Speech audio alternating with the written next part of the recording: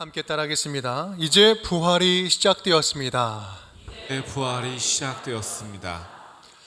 오늘은 부활절입니다. 예수님의 부활을 기쁨으로 선포하고 또 함께 기뻐하는 날이지요. 우리 옆 사람과 함께 다시 한번 인사를 나누실까요? 예수님께서 부활하셨으니 우리도 부활합시다. 예수님께서 부활하셨으니 우리도 부활합시다.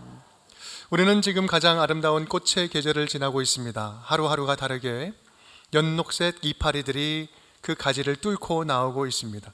찬란한 봄의 빛깔들이 자신을 뽐내기를 시작하고 있죠. 그렇게 어김없이 봄은 찾아왔고 꽃은 피었고 이제 자연은 새 옷을 갈아입고 있습니다. 마치 죽은 것 같았던 무채색의 풍경화에 색칠이 입혀지고 생기가 그 안에 담겨지기 시작을 합니다. 봄은 그렇게 부활의 계절입니다. 오늘 선포되는 부활의 메시지를 통하여서 우리의 믿음도 더욱더 생기 있는 이 4월의 봄과 같은 믿음이 될 수 있기를 간절히 축복합니다. 오늘 말씀은 예수님이 십자가에 돌아가신 후에 3일째 되던 날, 그 안식 후 첫날의 새벽에 있었던 일입니다. 막달라 마리아와 다른 마리아가 아침 일찍 예수님의 무덤으로 달려갑니다. 그들은 왜 무덤을 보러 갔을까요? 그 예수님의 시신에 향유라도 좀 발라드리려고 달려갔지요. 사실 예수님을 믿고 따르던 사람들에게 예수님의 죽음은 너무나도 충격적이고 가슴 아픈 일이었습니다. 아니, 가슴 아픈 정도가 아니라 절망 그 자체였죠. 예수님이 십자가에 달려 돌아가셨을 때 사실 그들의 모든 희망은 끝이 났습니다. 예수님이 못 박히실 때 그들의 소망도 못 박혔고, 예수님이 죽어 무덤에 있을 때 예수님을 따르는 자들의 일말의 기대도 그 무덤에 매장이 되었습니다. 오늘 이 새벽에 무덤을 찾아온 이 여인들은 마음이 산산조각 난 사람들이었어요. 지금 몸은 움직이고 살아 있어도 마음은 죽은 송장처럼 차갑게 식어 있었던 것이죠. 그런데 그들이 무덤에 도착했을 때 더 놀라운 소식을 듣게 됩니다. 6절 말씀이죠. 함께 읽어볼까요? 그가 여기 계시지 않고 그가 말씀하시던 대로 살아나셨느니라. 와서 그가 누우셨던 곳을 보라. 천사가 말을 합니다. 무덤 앞에서 이야기하죠. 예수님께서는 계속해서 말씀하시던 것과 같이 다시 살아나셨다. 너희가 찾는 예수님은 이제 죽은 자가 아니라 산 자가 되셨다. 여기 빈 무덤을 보아라. 이곳은 죽은 자의 무덤이 아니라 이제 부활하여 살아나신 분을 증거하는 부활의 산 증거가 되는 빈 무덤이 되었다. 오늘 이 부활의 소식이 저와 여러분에게 다시 믿음의 생동감을 회복시키는 말씀이 되기를 간절히 축복합니다. 혹시 이 자리에 우리 가운데 여러 반복되는 실패와 좌절로 인하여서 희망을 접어둔 사람들이 있다면, 또 언제부터인지 모르게 우리의 마음이, 우리의 믿음이 차갑게 식고 생기를 잃어버린 우리들의 믿음이 있다면 다시 영적인 생기를 회복시키는 귀한 말씀이 되기를 주님의 이름으로 축복합니다. 우리 첫 번째 함께 따라하겠습니다. 이제 우리에게도 부활이 시작되었습니다. 이제 우리에게도 부활이 시작되었습니다. 5절 6절 우리 함께 읽어볼까요? 천사가 여자들에게 말하여 이르되 너희는 무서워하지 말라. 십자가에 못 박히신 예수를 너희가 찾는 줄을 내가 아노라. 그가 여기 계시지 않고 그가 말씀하시던 대로 살아나셨느니라. 와서 그가 누우셨던 곳을 보라.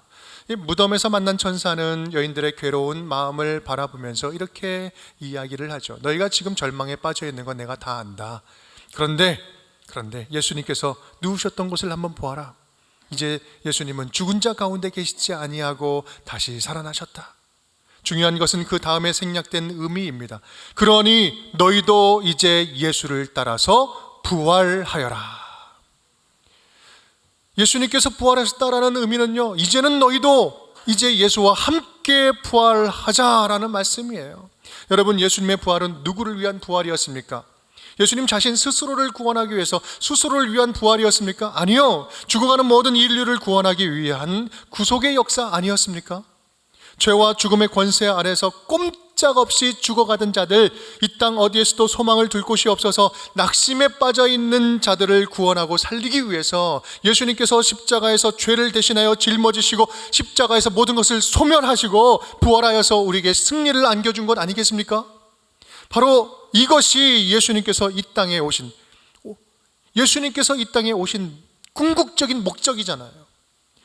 바로 그것 때문에, 그리고 바로 그것이 그때나 지금이나 우리에게 진정으로 기쁨의 소식, 복음이 되고 있는 것이지요. 예수님의 빈 무덤을 찾아갔던 여인들은 부활하신 예수님을 이제 비로소 만나게 됩니다. 죽은 예수를 만나는 것이 아니라 죽었다가 살아나신 예수님을 만났어요. 이제 그들은 부활의 첫 증인이 됨과 동시에 죽음도 삼킬 수가 없는 영원한 생명을 가슴에 품게 되었습니다. 여러분, 작은 물방울이 흘러 바다를 만나면 그 물방울은 바다로 부활하는 것입니다. 작은 철조각이 용광로에 들어가서 녹아지면 새로운 철로 부활하는 것이지요. 어두움이 빛을 만나면 그 어둠은 환한 빛으로 부활하는 것입니다. 이처럼 영적으로 죽은 인간도 부활하신 예수 그리스도를 만나면 영원한 생명을 얻게 되는 것입니다. 바로 그것이 모든 인간, 모든 인류에게 열려져 있는 부활의 기쁜 소식, 부활의 복음인 것이지요. 이 기독교 복음 광고 가운데 이런 표현이 있습니다. 한번 본 적 있습니까? 0 더하기 1은 100이요 100 빼기 1은 0이다. 무슨 말일까요? 어떠한 허무하고 보잘것없는 존재라 할지라도 하나님을 만나면 0 더하기 1은 100이다.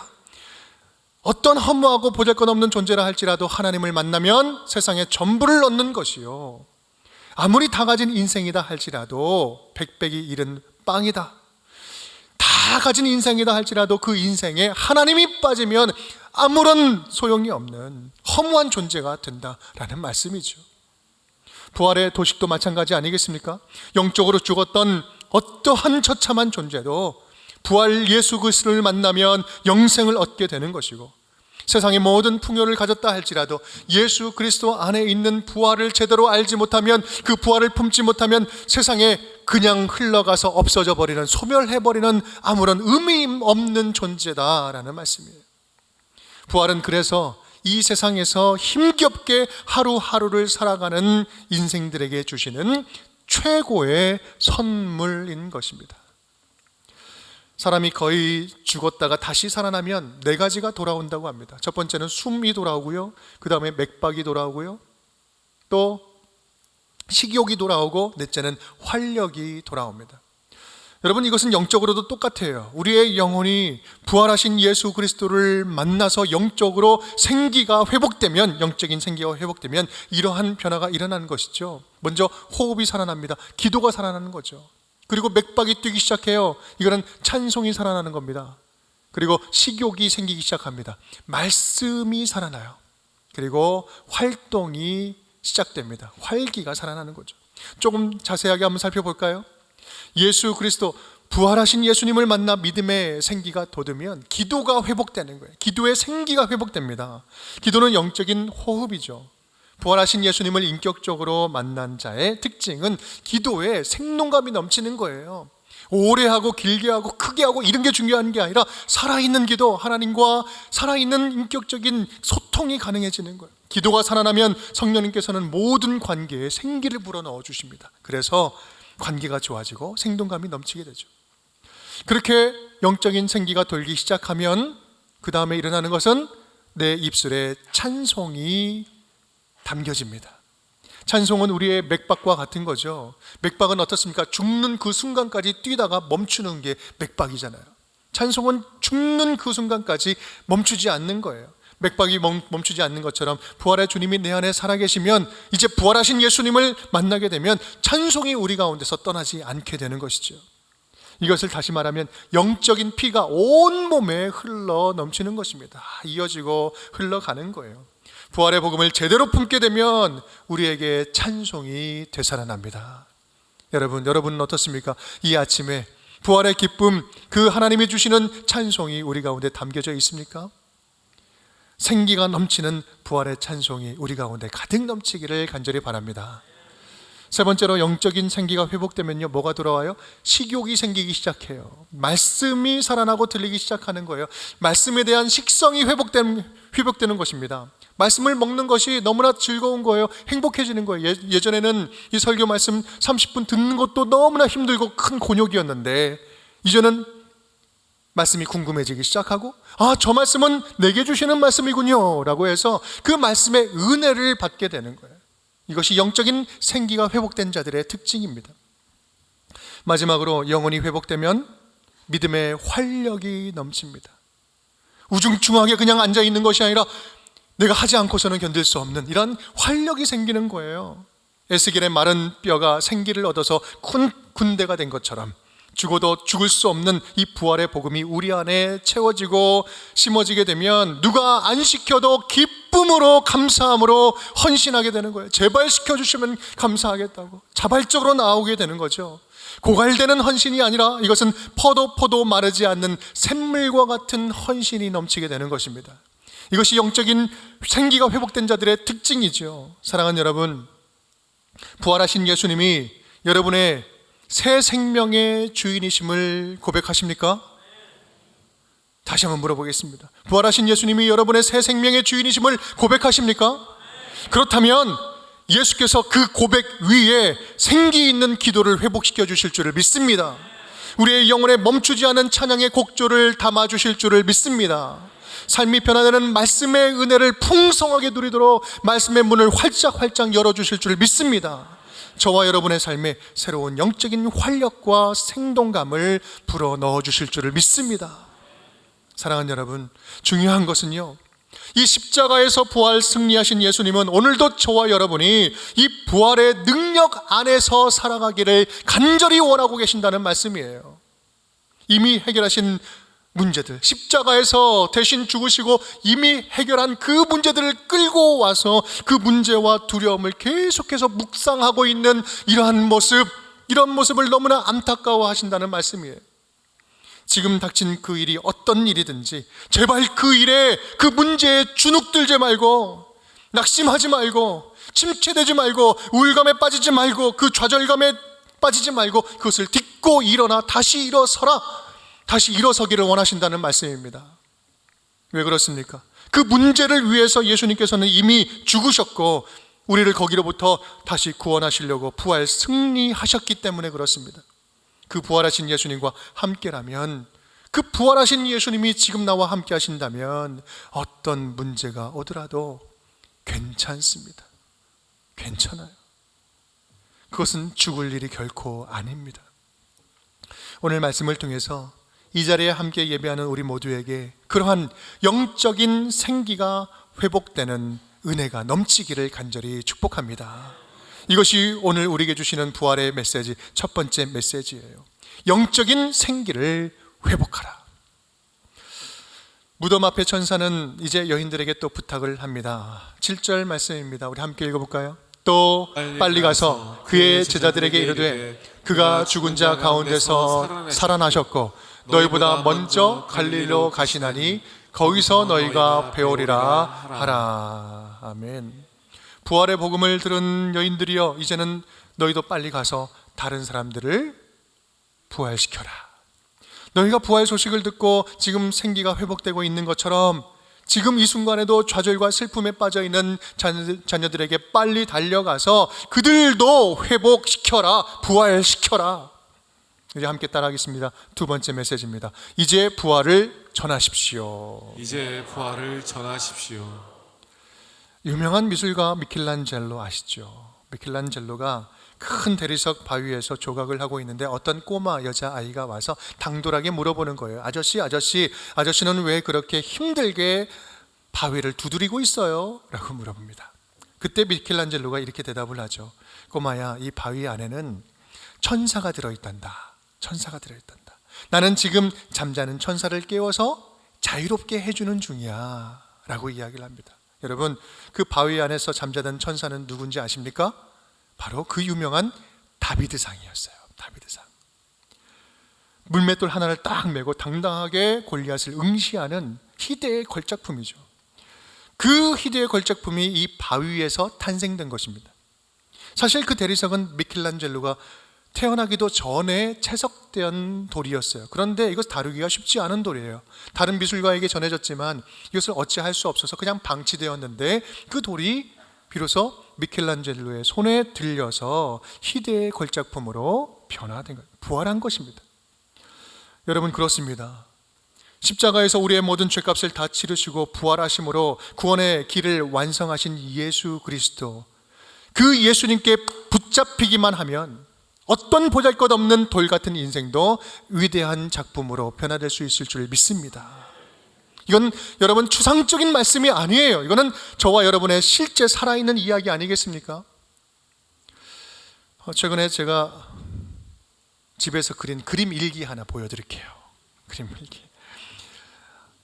네, 몬스테라 이파리 하나를 오랫동안 키웠습니다. 분갈이 하면서 살아낼까? 이렇게 했는데 죽은 것도 아니고 산 것도 아니고 저렇게 이파리 하나로 8개월을 살더라고요. 그래서 내가 이걸 죽여 살려 고민을 얼마나 많이 했는지 모릅니다. 그런데 올 봄을 맞이하는데 어디 봄을 느꼈는지 새싹을 낸 거예요. 여러분 이거 얼마나 감격스러웠는지. 저만 감격스러웠나 봅니다. 얼마나 감동이었는지. 그래서 그림 일기를 하나 그렸습니다. 제가 거기 있는 글을 한번 읽어볼게요. 언제부터였던가 왜 잎으로 8개월을 죽은 듯 살더니 봄볕에 신비한 새싹이 반가운 머리를 내밀다. 고맙다 친구야. 살아있는 한 끝까지 포기하지 않을 이유. 해와 물과 생명과 돌보는 손길이 있는 한 포기할 수 없는 소망이 너와 나의 이야기. 오늘도 너에게서 배우는 인생 이야기. 여러분, 주제는요, 끝까지 포기하지 않을 이유. 끝까지 포기하지 않을 이유. 주님이 포기하지 않았으니 절대로 여러분 스스로를 포기하지 마십시오. 주님이 포기하지 않았으니 절대로 주변에 있는 분들을 포기하지 마십시오. 주님께서 아직 손대지 않았으니 볼품없는 돌이라고 서로를 비난하지 마십시오. 주님이 완성시키지 않았으니 절대로 서로 실패작이라고 단정짓지 마십시오. 주님께서 완성시키실 때까지 어느 누구도 포기하지 말고 제발 낙심하지 마십시오. 갈라디아서 6장 10절 말씀입니다. 함께 읽겠습니다. 우리가 선을 행하되 낙심하지 말지니 포기하지 아니하면 때가 이름에 거두리라. 아멘. 사랑하는 여러분, 우리 주위에 영적으로 다시 태어나야 할 분들이 얼마나 많이 계십니까? 다시 삶의 생기를 얻고 부활해야 할 사랑하는 사람들이 우리 주변에 얼마나 많이 있습니까? 사랑하는 나의 아내, 나의 남편, 우리 자녀들, 몸도 마음도 생기를 잃어버리고 심령이 죽어가고 있는 자들이 얼마나 많이 있습니까? 너희는 빨리 가서 그 부활의 소식을 전하여라. 그 부활의 소식을 전하여라. 여러분, 오늘 말씀은 저와 여러분에게 지금 주고 계시는 말씀입니다. 오늘 이 부활의 말씀을 듣고 나아가서 십자가와 빈 무덤에서 승리하신 부활의 기쁨을 자랑스럽게 누리며 나눌 줄 아는 우리 운정의 모든 가족 식구들이 될 수 있기를 주님의 이름으로 축복합니다. 세 번째 따라하겠습니다. 이제 매일 부활을 사십시오. 이제 매일 부활을 사십시오. 8절에서 10절까지의 말씀 우리 함께 읽어보겠습니다.